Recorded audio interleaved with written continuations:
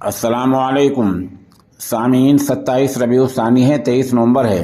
خبر کا عنوان ہے تعزیت کے لیے پہنچے مولانا طارق جمیل دامت برکاتہم۔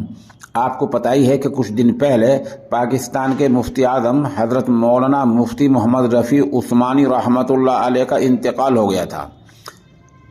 آپ شیخ الاسلام مفتی تقی عثمانی دامت برکاتہم کے بڑے بھائی ہوتے ہیں۔ اسی تعزیت کے لیے جو رات گزری ہے، اس رات میں مولانا طارق جمیل دارالعلوم کراچی پہنچے ہیں اور دارالعلوم کراچی پہنچ کر مفتی تقی عثمانی دامت برکاتہم سے ملاقات کر کے ان کو تعزیت پیش کی ہے۔ بتا دیں کہ اس سے پہلے مولانا فضل الرحمان صاحب بھی پہنچ چکے ہیں، وہ اسی دن وہاں گئے تھے۔ موقع کی دونوں حضرات کی چند تصاویر ہم پیش کر رہے ہیں۔